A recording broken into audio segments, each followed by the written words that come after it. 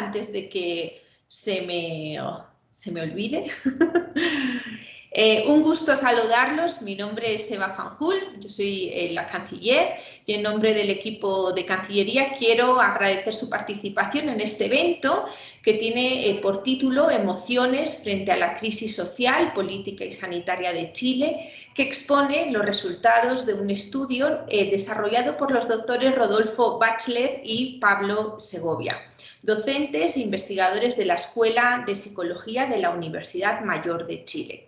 Este evento se desarrolla en el marco de la International Conrad Week del 2021 como parte de la estrategia de internacionalización y promoción de las competencias multiculturales para la comunidad conradista.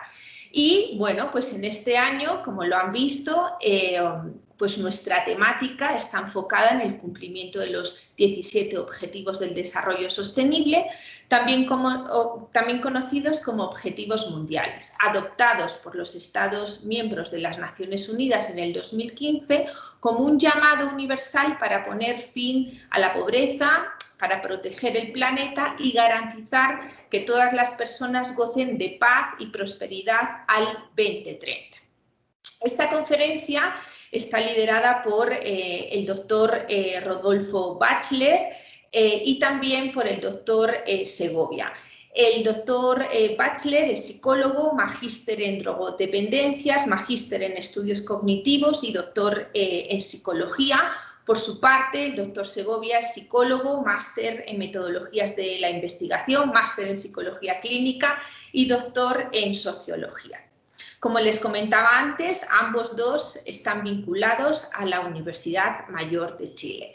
Finalmente, pues quiero invitarlos a participar en los diferentes espacios académicos de esta Semana Internacional que inicia el día de hoy y que finaliza este viernes, y animarlos a participar con Retos ODS, líder de Transformador Conradista, estas actividades que nosotros hemos dispuesto para toda la comunidad, en la que entregaremos diferentes premiaciones. Les vamos a dejar los links en el chat pues, para que tengan más información. Agradecemos a todos su presencia en este evento y sin más preámbulo, pues los dejo con nuestros invitados. Bienvenidos. Muchas gracias, Eva. ¿Me escuchan, no? Perfectamente. Buenísimo. Bueno, estamos encantados de participar de esta semana.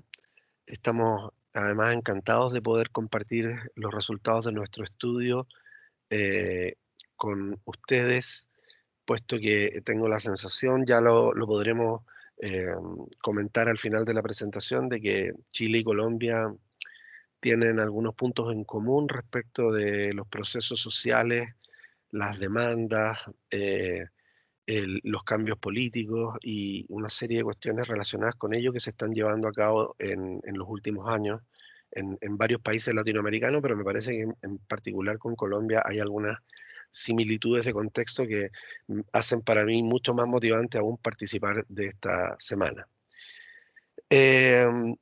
Lo que yo les voy a presentar son los resultados, bueno, a ver, los resultados no, es un extracto como de un 0,1% de los resultados de un estudio que venimos llevando a cabo con Pablo Segovia desde el año 2019 y que tiene que ver con las emociones que se están experimentando en las personas que viven en Chile, en la sociedad chilena en general, desde el llamado estallido social que comenzó en nuestro país el año 2019, en octubre de 2019, con lo cual se están cumpliendo exactamente esta semana, bueno, la semana pasada en realidad, 2 años del inicio de ese proceso.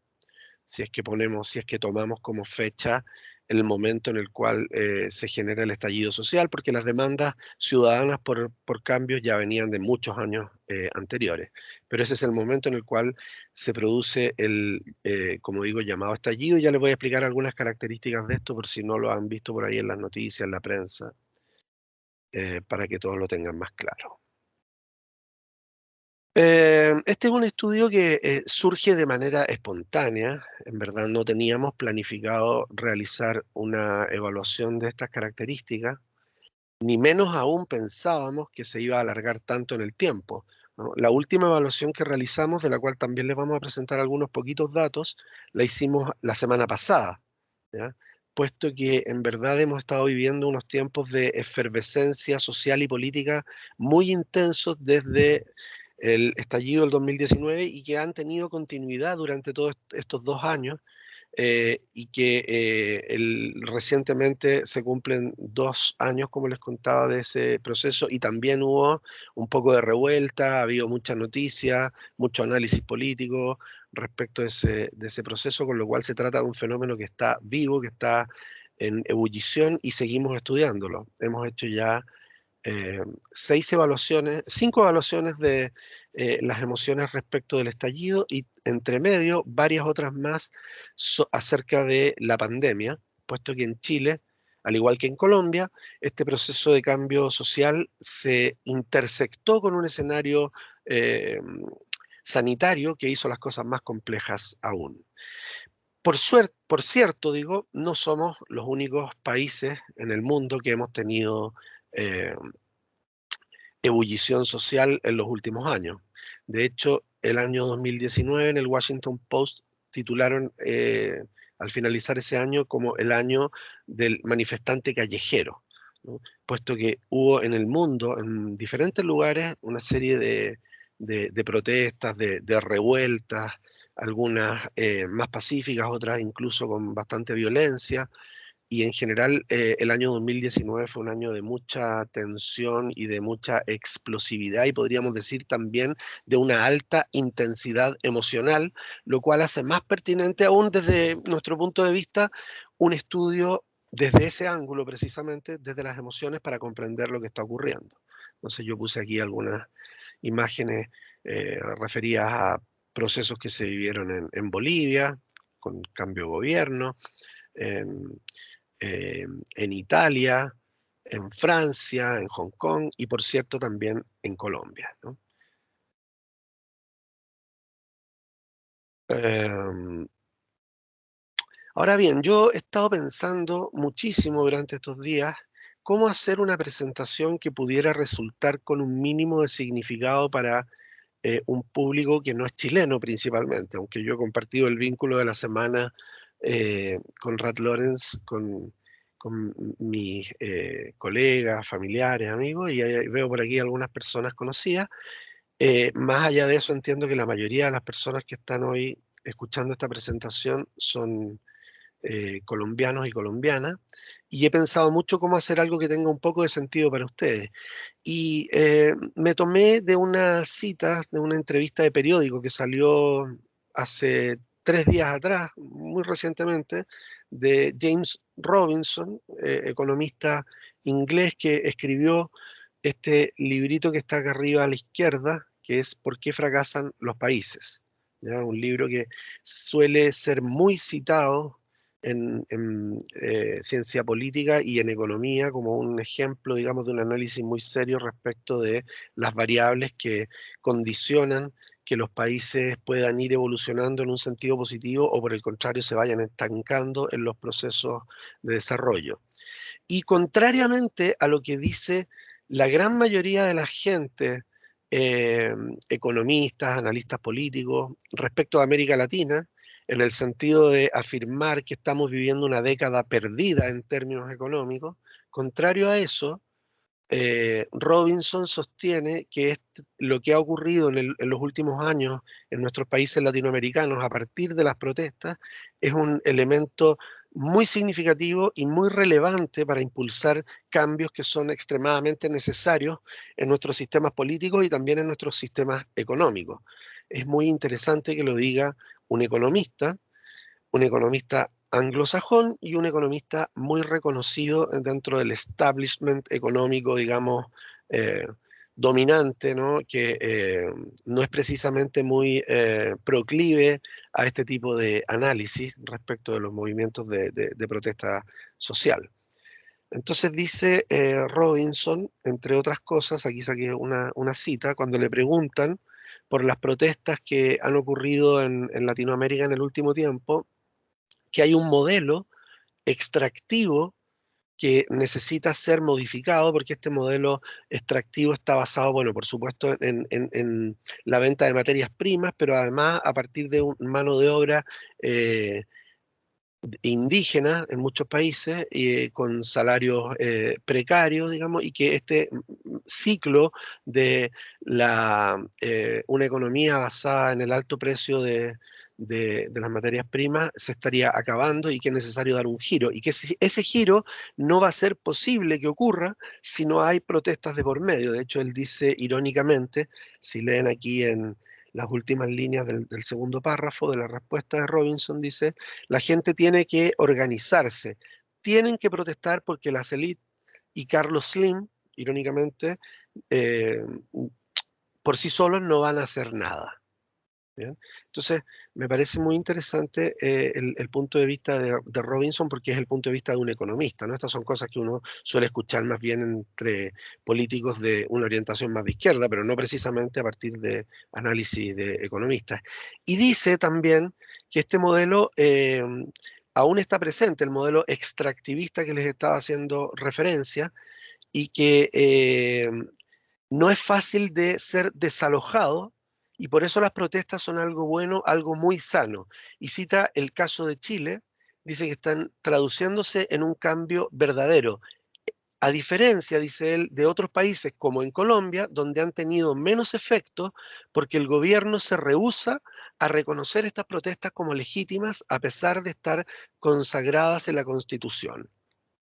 Entonces, un poco sobre esta idea yo me quiero centrar en la presentación del día de hoy, tratando de mirar qué es lo que nos dicen las emociones respecto de las protestas, por un lado, y también las emociones respecto del cambio en un nivel institucional. Por cierto, las protestas en Chile, y entiendo que en Colombia también, no han sido solamente protestas pacíficas.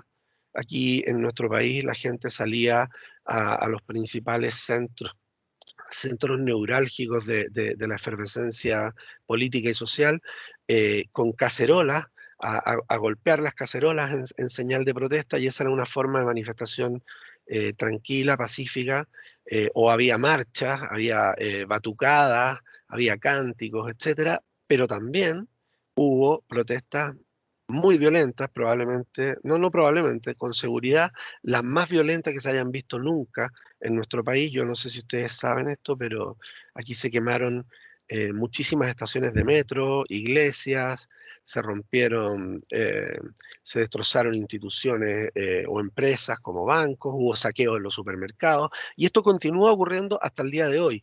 Algo más o menos nuevo en nuestro país, que estaba acostumbrado a otro tipo de manifestación diferente. De pronto las manifestaciones tomaron también un carácter muy violento.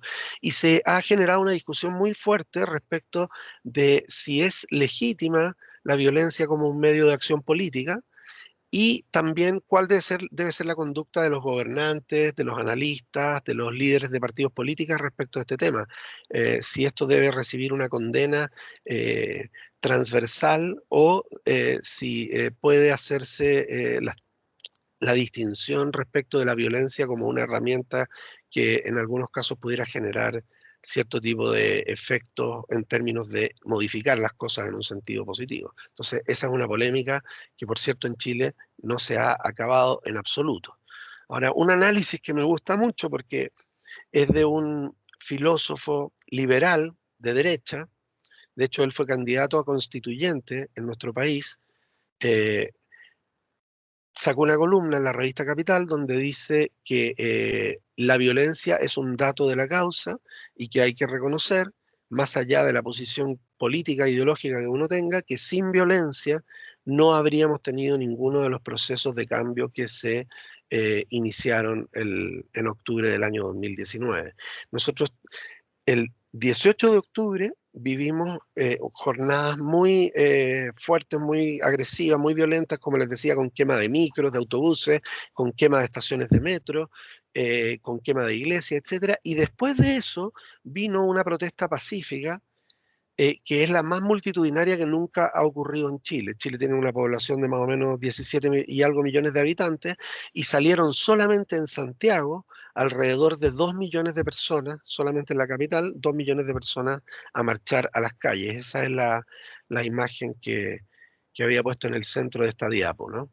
Era un mar humano protestando de manera pacífica. Pero dice Belolio que esa masividad que adquirió la protesta pacífica no habría sido jamás posible si no hubiese sido por el primer remesón, que fue no precisamente pacífico, sino que todo lo contrario, muy, muy violento. De ahí en adelante, desde octubre del año 2019, entramos en un proceso entonces que ha tenido varios hitos. En verdad, como les decía al comenzar la presentación, esto comienza un poquito antes. Los primeros días de octubre del año 2019, el gobierno de Chile subió el precio del billete del pasaje de metro en 30 pesos, que eso es en verdad una subida relativamente menor, pero esto fue algo así como la gota que colmó el vaso de una serie de hechos que se percibían durante muchos años como una injusticia en nuestro país, y entonces esto que parecía ser algo muy menor, una subida de 30 pesos del metro, eh, se tradujo en grandes protestas estudiantiles. Los estudiantes se metieron a la fuerza en el metro y empezaron a pasar por arriba de los torniquetes, se tomaron los vagones, empezaron a gritar consignas, una de las cuales era no son 30 pesos, son 30 años, en alusión a los 30 años de democracia después de la dictadura que vivimos nosotros hasta el año 89-90. Entonces, este fue el primer gran hito que nosotros vivimos. Después de la protesta de los estudiantes, vinieron las quemas de los vagones de metro, de las estaciones de metro, y ahí pueden verlo ustedes en la imagen que les he puesto en la diapositiva. Fue bastante, bastante brutal. O sea, quedaron inactivas las estaciones de metro durante más de un año, porque quedaron totalmente inutilizadas, calcinados los vagones. Después de eso, el día 25 de octubre, se produjo esta marcha gigantesca que les estaba señalando, que según Belolio es consecuencia en gran medida, y esto es un asunto muy debatible, por cierto, de la acción de grupos muy violentos en la semana previa. Entonces, surge esta manifestación gigantesca que solamente en Chile, como les contaba, convocó alrededor de 2 millones de personas y en el resto del país otros tantos millones más. En síntesis salió, no sé, una cantidad nunca vista de gente a protestar de manera pacífica a la calle.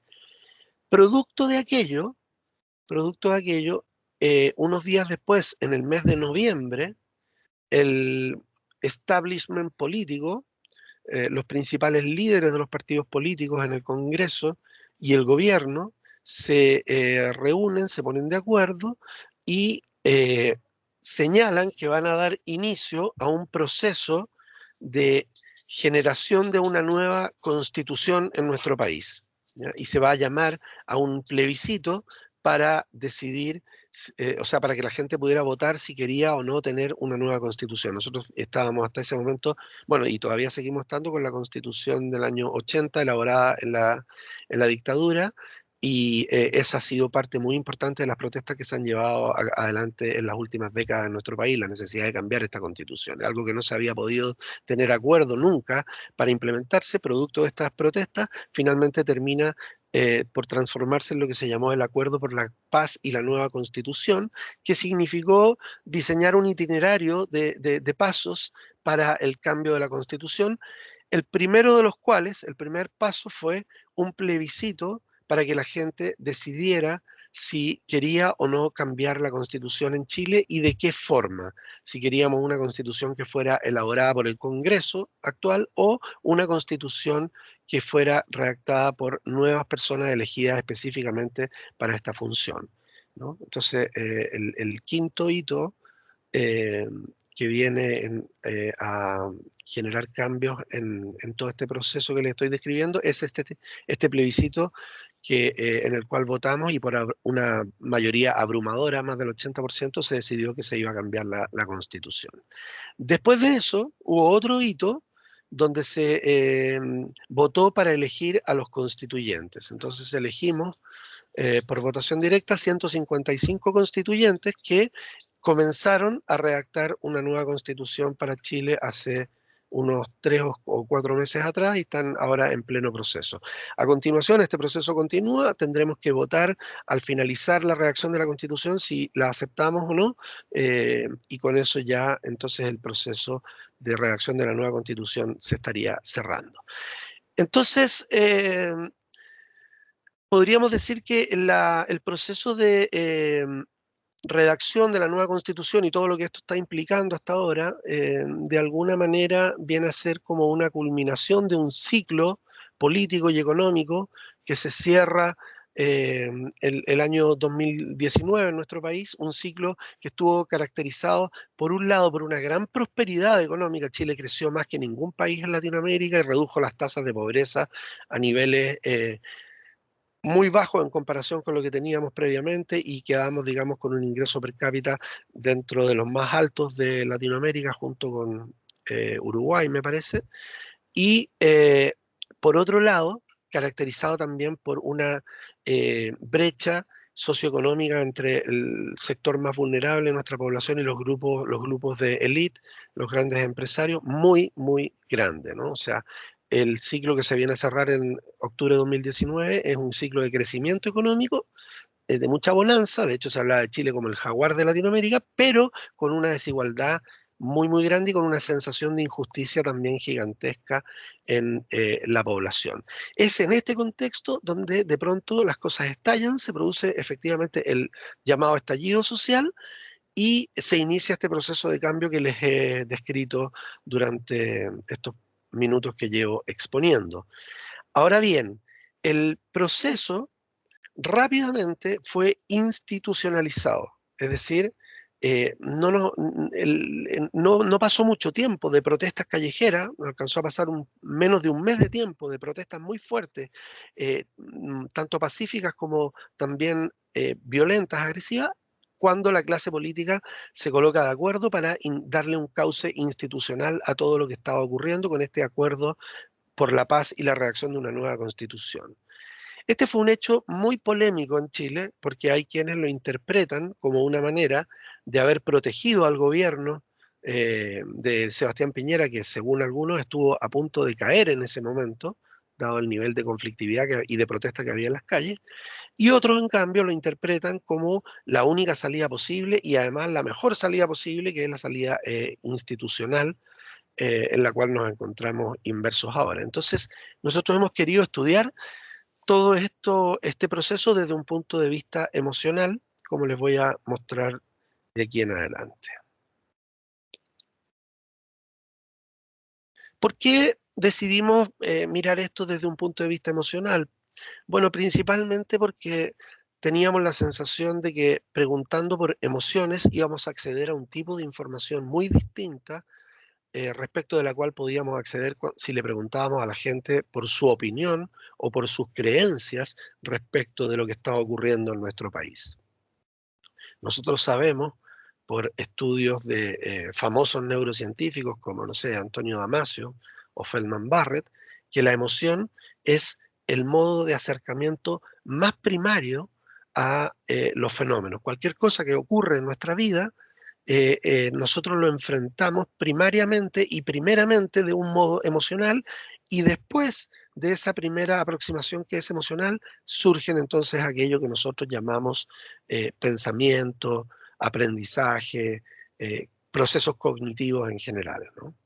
Me imagino que estas son cosas, son cuestiones familiares para ustedes, porque entiendo que estoy en una universidad que tiene una escuela de psicología muy potente por lo que estuve averiguando, ¿no? Pero no solemos, la gente de la calle, desde el sentido común, desde el sentido cultural imperante, no solemos entender esta continuidad entre emociones y pensamientos, sino que tendemos a ver más bien las emociones como algo separado de los procesos cognitivos.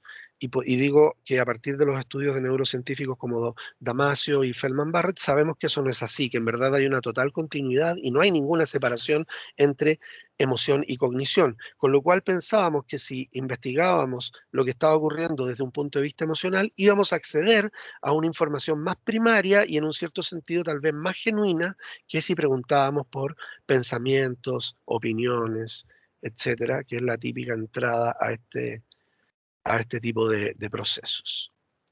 ¿Vale? Entonces aquí hay varios datos que muestran que las emociones pueden ser una buena forma de comprender procesos políticos, procesos sociales, y que las emociones no están únicamente vinculadas a cuestiones que tienen que ver con la salud mental de las personas, que por cierto que ese es un tema también importante, sino que las emociones son una forma de pensar el mundo, porque las emociones son cognitivas y nos entregan información relevante respecto de cómo la gente se aproxima a un determinado fenómeno. Sabemos por diferentes autores que es posible, que esto además es un fenómeno muy complejo porque no se tiene solo una emoción respecto de lo que ocurre, sino que se tienen muchas emociones y estas emociones pueden ser incluso contradictorias unas con otras. Podemos sentir rabia y podemos sentir amor al mismo tiempo respecto del mismo fenómeno. Podemos sentirnos contentos por lo que está ocurriendo, pero apenados también por la destrucción que se está produciendo. Entonces, las emociones también desde ese punto de vista de otorgar más complejidad a la comprensión del fenómeno, nos parecían una puerta de entrada magnífica para entender lo que estaba ocurriendo.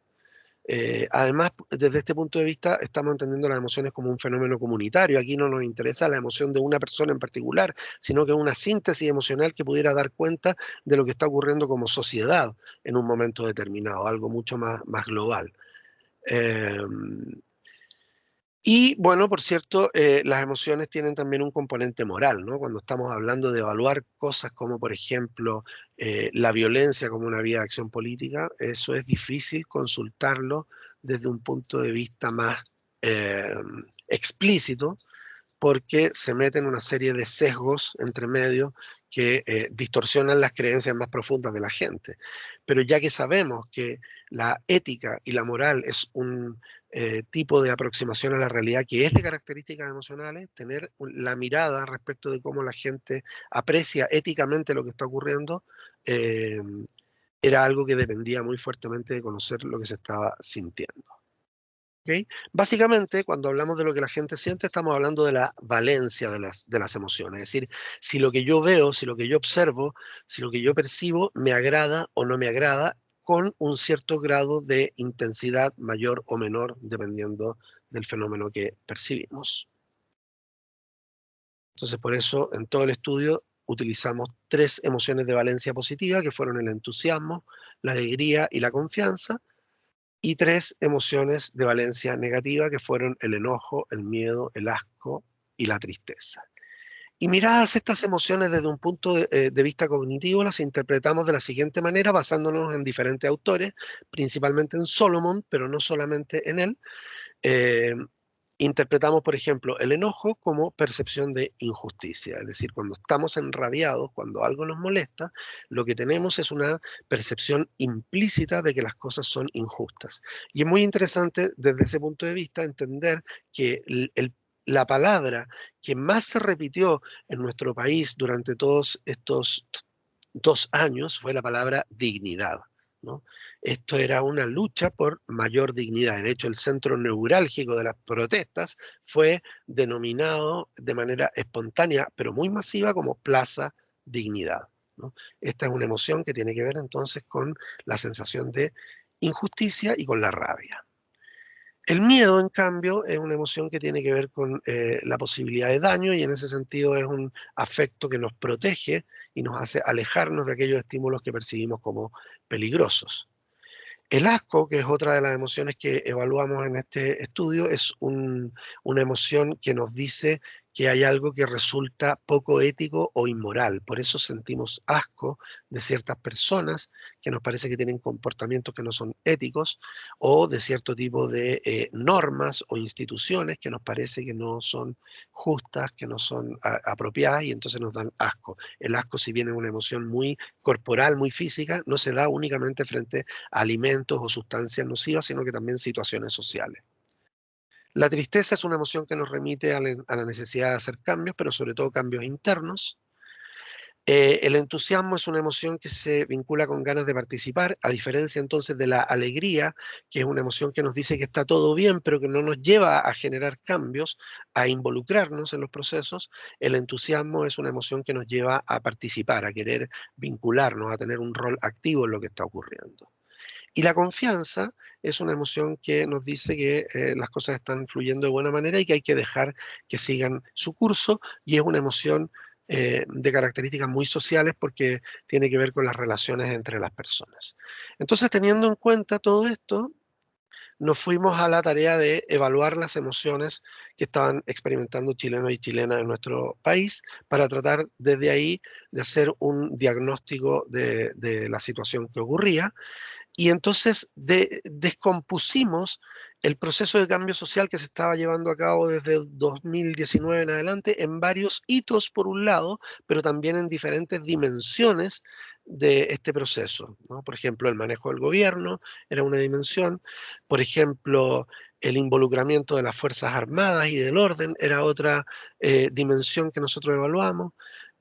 Por ejemplo, las protestas callejeras pacíficas era otra dimensión, así como también lo eran las protestas violentas y otra serie de dimensiones más que no les voy a detallar ahora porque no vamos a presentar resultados de eso, pero sí quiero decirles que no es que le preguntamos a la gente qué es lo que sentía respecto al estallido, sino que descompusimos el estallido en muchas dimensiones distintas y respecto de cada una de esas dimensiones le preguntábamos a las personas qué es lo que estaban sintiendo en una escala de 1 a 5, donde debían posicionarse eh, respecto del grado de intensidad con el cual experimentaban cada una de las 7 emociones que les leí hace un ratito: alegría, entusiasmo, tristeza, asco, etc.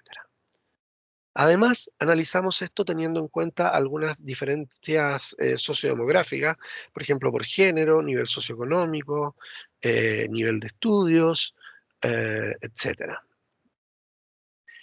Para eso utilizamos 5 cuestionarios tipo Likert que construimos específicamente para estos estudios y los distribuimos online a través de la web, en redes sociales, etcétera, para que la gente fuera respondiendo espontáneamente. Y la verdad que obtuvimos una tasa de respuesta relativamente importante y de manera espontánea, lo cual daba cuenta, sobre todo en la primera parte del estudio, de la gran necesidad de participar y de ser escuchada que tenía la gente. Reunimos una muestra de 5.500 participantes, todas personas mayores de 18 años que viven en el territorio chileno, eh, y realizamos diferentes tipos de análisis con los datos que obtuvimos mediante estadística no paramétrica. Aquí están los hitos que nosotros evaluamos, o los momentos en los cuales realizamos la evaluación. La primera la hicimos el día 25 de octubre, justo para la gran marcha que les describí. La segunda la hicimos en el momento en el cual se generó el acuerdo para escribir una nueva constitución. La tercera evaluación la hicimos para el momento en el cual se estaba votando para decidir si queríamos una nueva constitución o no. La cuarta medición la hicimos para el proceso de elección de constituyentes. Y la última, como les contaba, la hicimos recién la semana pasada a propósito de la conmemoración de 2 años del estallido. Entre medio se nos metió la pandemia y eso nos significó complejizar aún más las cosas, con lo cual empezamos a buscar intersecciones entre el escenario sociosanitario y el escenario político en nuestro país.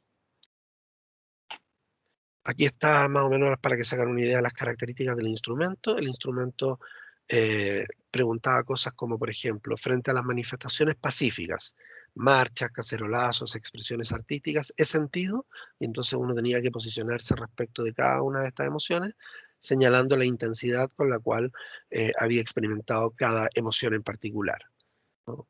No sentido esta emoción, valor 1, el mínimo, y 5 la he sentido con muy alta intensidad, confianza, tristeza, etc. Esto nos permitió hacer una serie de análisis estadísticos. Bien, les voy a dejar con mi compañero Pablo. No sé si está en realidad por aquí Pablo, porque teníamos algunos problemas de conexión, para que les cuente algo acerca de los resultados, que desde ya les digo, son una cosa muy, muy mínima, porque comprenderán que 2 años haciendo evaluaciones nos ha significado tener una cantidad de datos impresionante, pero aquí hemos seleccionado algunas pequeñas cosas que tal vez puedan ser relevantes para hacer tal vez un contraste con la realidad colombiana, si es que surge en la conversación final. Rodolfo, no hemos logrado que Pablo se conecte porque ha tenido que hacer varias actualizaciones con su PC. Ah, vale. Sigo yo entonces. Vale. Gracias, Eva. Ok. Bien, entonces, medimos, como les digo, las emociones respecto de muchas dimensiones diferentes, pero solamente voy a detenerme en algunas poquitas cosas para poder compartir información con ustedes y dejar por lo menos 10 minutos por si hay alguna pregunta para que podamos compartir. Me interesa mucho saber cómo lo ven ustedes. Veamos. Entonces, lo primero es decirles que las emociones que más fuertemente se han sentido en Chile desde el 2019 hasta la semana pasada son el enojo y el entusiasmo. ¿Ya? Esto es un poco ficticio porque es un promedio de promedios, ¿no? Tenemos 5 estudios realizados en diferentes momentos durante 2 años, pero si sumamos todo y sacamos promedios de emociones, vemos que lo que más ha primado, emocionalmente hablando, es el enojo y el entusiasmo. Respecto del enojo, como ya les comentaba, se trata de una emoción que tiene que ver con la percepción de injusticia. Y esta es la emoción que más fuertemente se ha experimentado en Chile durante estos 2 años. Si se fijan, está un poquito por sobre el entusiasmo. Pero, por otro lado, se trata de un enojo acompañado, como les decía, de ganas de participar, de ganas de involucrarse.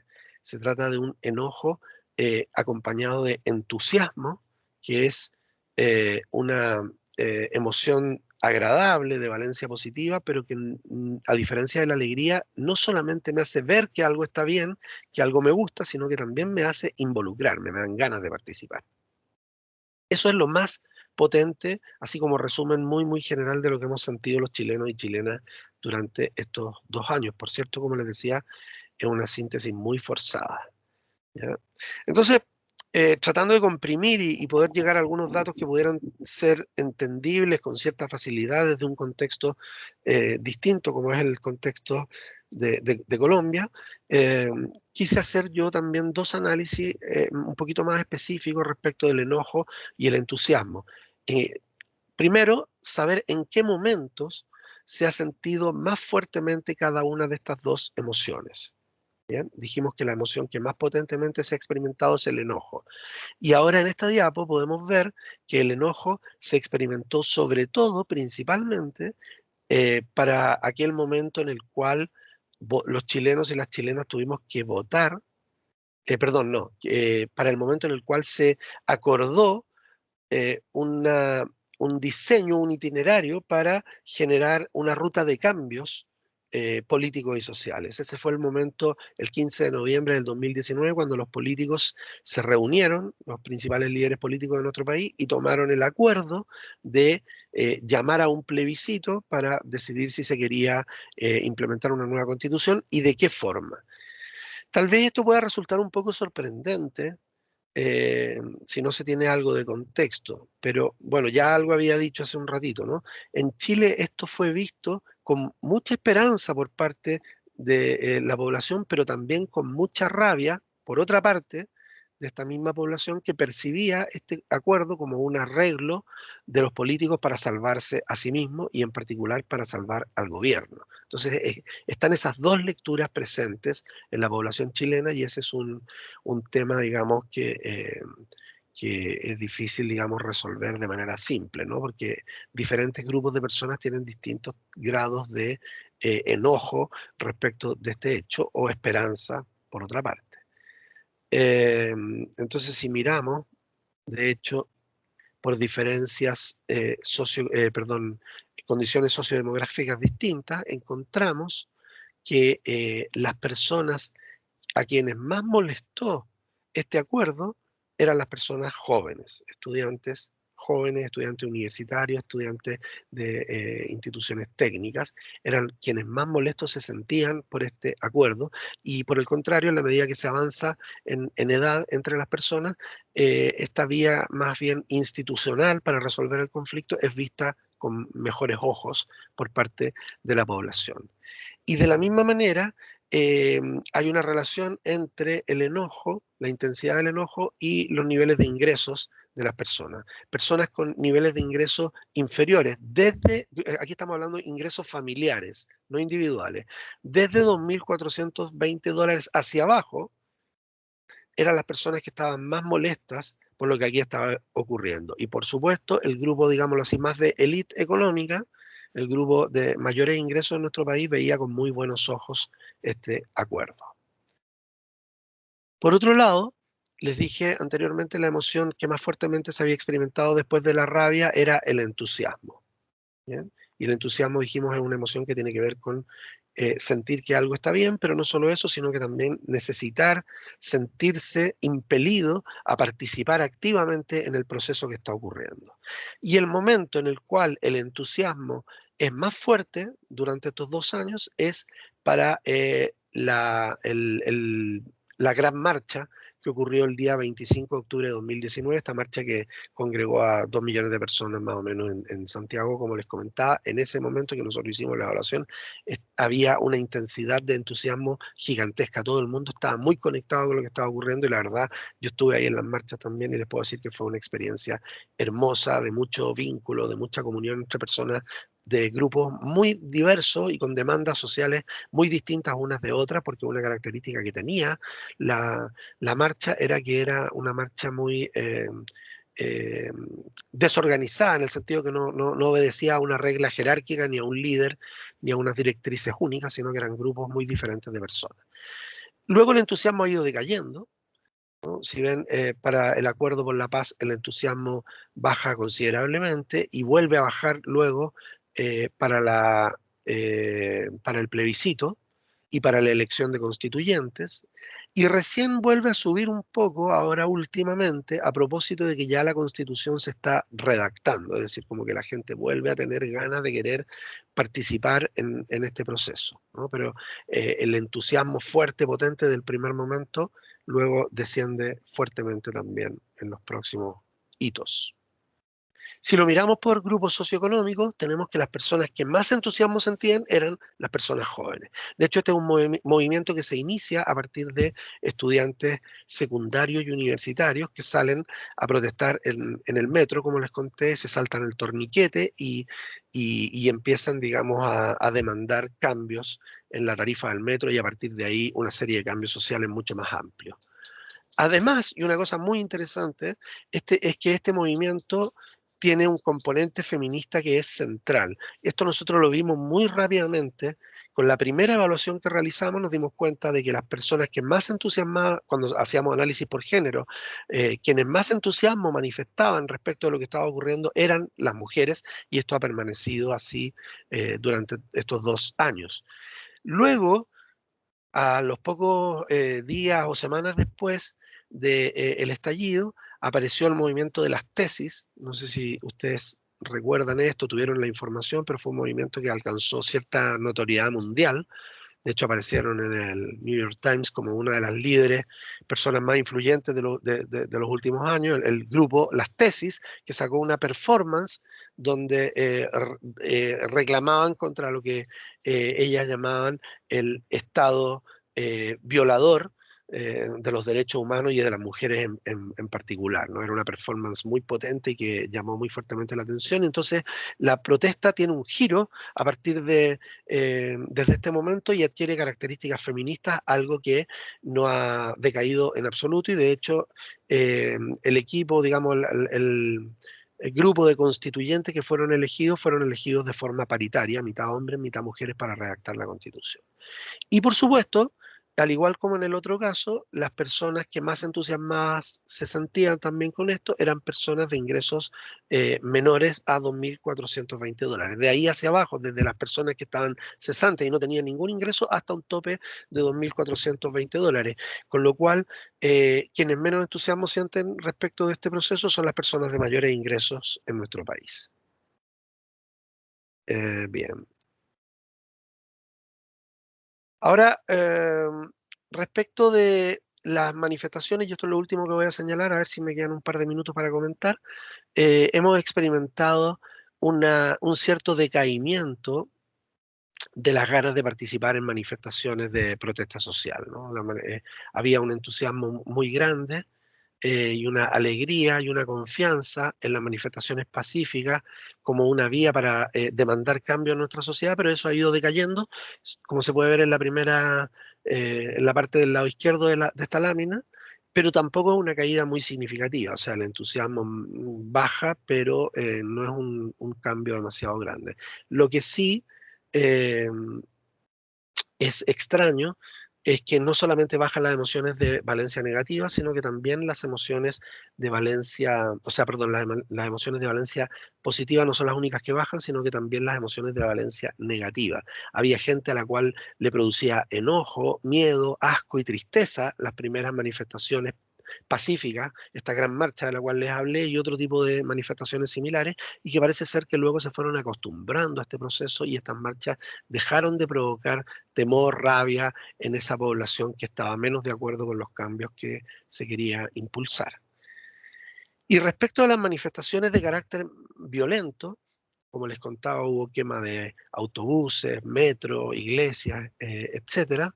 También hay un cambio en las emociones experimentadas y básicamente este cambio es que con el paso del tiempo cada vez son menos toleradas estas, este tipo de manifestaciones, este componente más agresivo, más radical y más violento de la protesta social, ¿no? Sigue habiendo, la semana pasada hubo destrozos nuevamente, pero parece ser que ahora hay un mayor consenso respecto de que esa vía no fuese una vía necesaria, útil ni conveniente para nuestro país. Bueno, eh, hasta acá voy a llegar. Me gustaría saber si hay alguien que quiere comentar algo, hacer alguna pregunta. Nos quedan 8 minutitos, entiendo. Y bueno, quería dejar por lo menos un mínimo espacio para aquello. Muchas gracias, Rodolfo. Pues nada, escuchamos también a nuestros estudiantes y docentes participantes. Si hay alguien que quiera hacer algún comentario, yo la verdad es que escuchándote veo que existe muchísima similitud entre lo que ha pasado en Chile y lo que ha pasado aquí en Colombia. Nosotros también iniciamos con estas primeras revueltas, yo creo que al mismo tiempo que Chile, octubre, noviembre del 2019, y que se vieron un poco como opacadas quizá pues, por la situación de pandemia mundial y que se han vuelto a repetir aquí a comienzos de este año de una manera fuerte, de una manera muy violenta y que hoy en día vuelven a estar quizá un poco más opacadas. No sé si hay alguien de los asistentes, sobre todo los chicos psicólogos, que pueden dar como aportes frente a lo que las emociones, pues frente a las emociones y bueno, pues frente a quizá otros asuntos de los que hemos abordado en esta sesión. Yo doy la palabra a los chicos para que, por favor, pues puedan participar.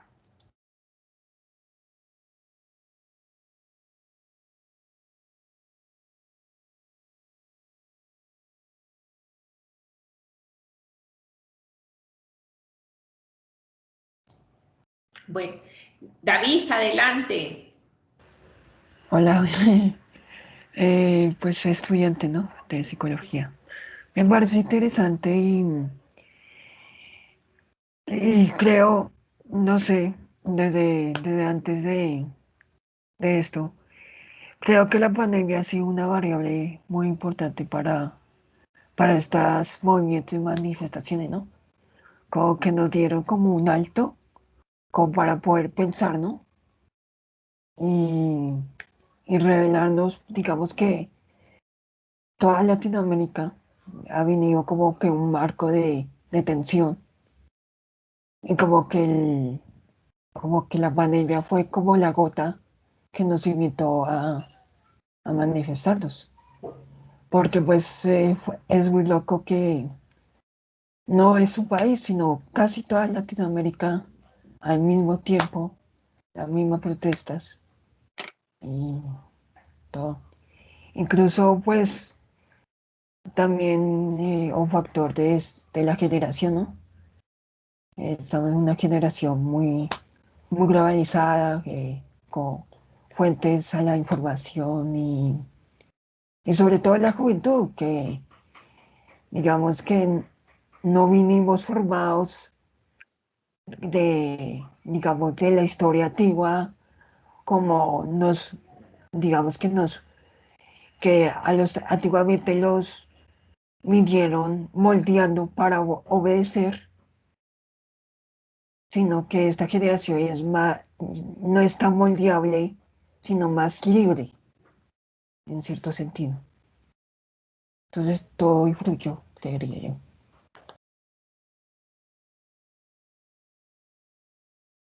Y pues eso es todo. Sí. ¿Qué piensas sobre el comentario que ha dicho? Bueno, lanza aquí la pregunta porque yo es una de las frases con las que me he quedado de esta conferencia y es, yo me he quedado con una frase de Robinson que es la siguiente: el gobierno en Colombia se rehúsa a considerar estas manifestaciones como legítimas.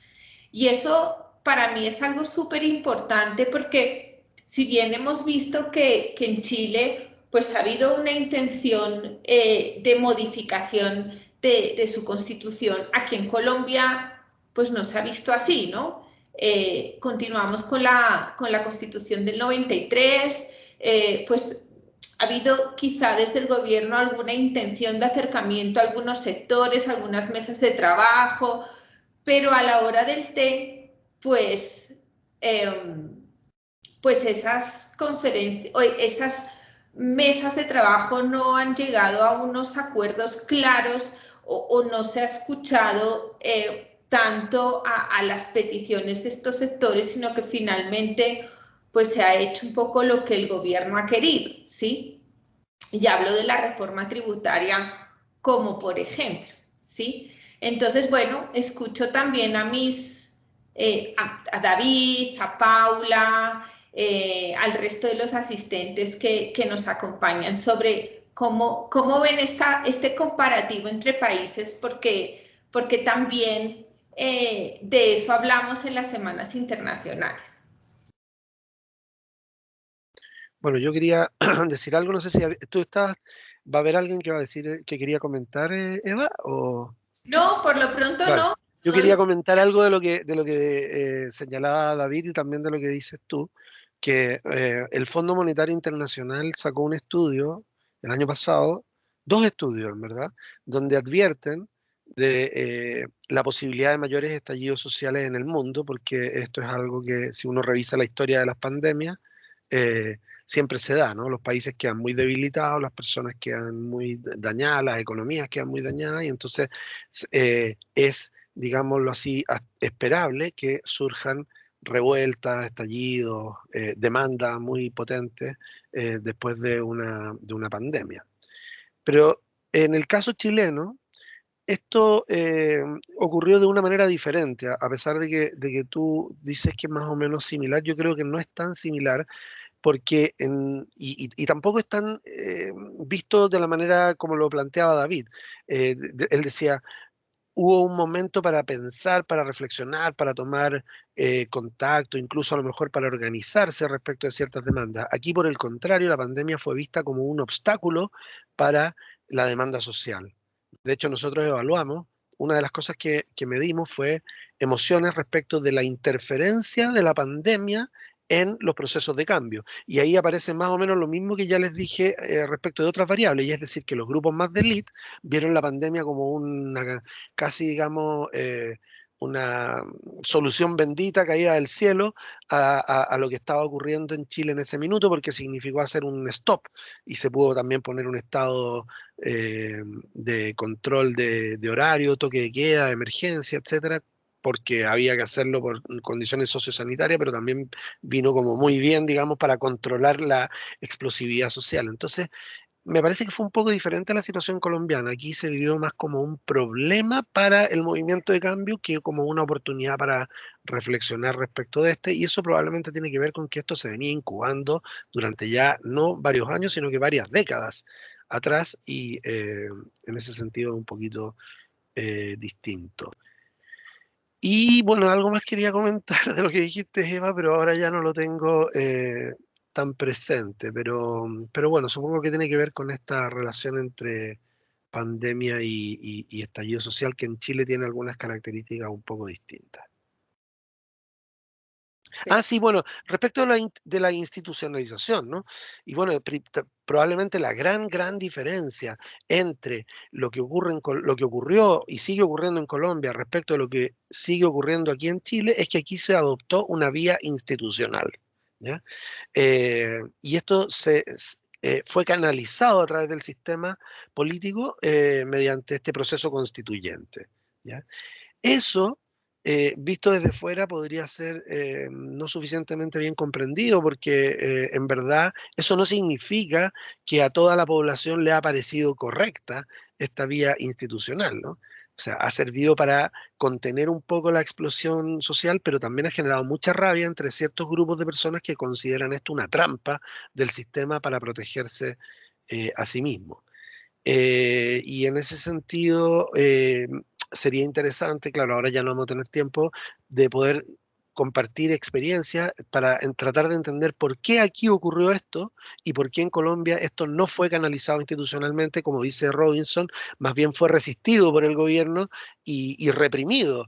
eh, eh, Más que ser canalizado. Y yo creo que, bueno, una parte importante, tengo que decir algo políticamente muy incorrecto, probablemente tiene que ver con el nivel de violencia que se vivió aquí en Chile en el momento previo al estallido, ¿no? O sea, de alguna manera el sistema político quedó como acorralado.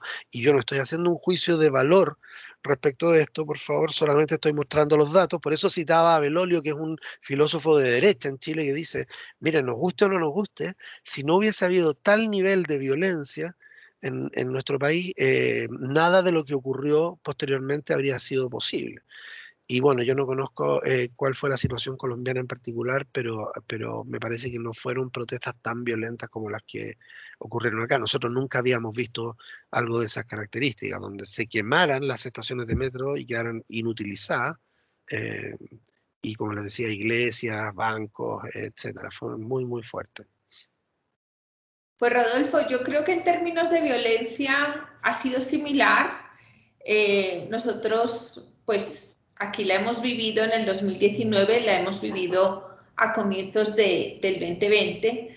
Yo recuerdo en marzo, abril de este año, acostarme con los ruidos de los aviones militares pasando por encima del edificio donde yo vivo y un poco producto, bueno, la gente estaba saliendo armada a la calle, de hecho, bueno, pues una de las ciudades más violentas ha sido Cali. Pero yo no sé, y esto también es una reflexión muy personal que quizá los compañeros que nos acompañan también pueden aportar.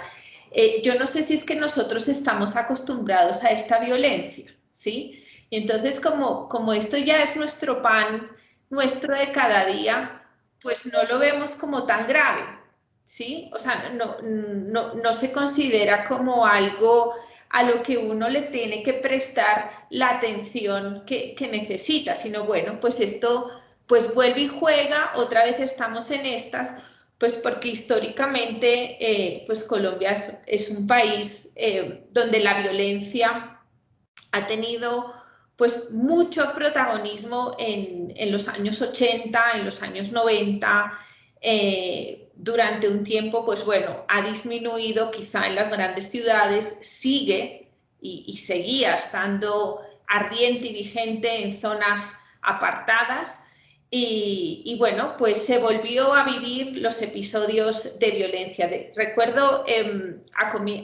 bueno, hace unas semanas, en el mes de septiembre, en la Feria del Libro del Madrid, el país invitado era Colombia. Y así, modo anécdota, una de mis amigas se acercó a la feria y dijo, bueno, llevo todo un año sin visitar Colombia, necesito un libro que me cuente en un año qué es lo que ha pasado en Colombia. Y básicamente, pues la persona que le vendió el libro dijo, tómate este, llévatelo, dijo, pero básicamente es la vuelta, o sea, la quinta vuelta al periodo más violento de Colombia, ¿no? O sea, volvemos otra vez a la, o sea, los estudios indican que volveríamos otra vez a un gran episodio, a un momento de violencia en el país, tal cual como pasó en los 90. Entonces, bueno, pues quizá esa es una de las razones por las cuales este tipo de manifestaciones no se consideran legítimas, ¿cierto? Porque, bueno, pues así somos. Y esta es nuestra historia y esta es nuestra manera de vivir la queja del pueblo, ¿no? Entonces, bueno, pues esa es mi reflexión muy personal al respecto bueno, pues de esta conferencia. No sé si alguien más tiene algo que aportar, que comentar, y si no, pues vamos cerrando la sesión. ¿Les parece?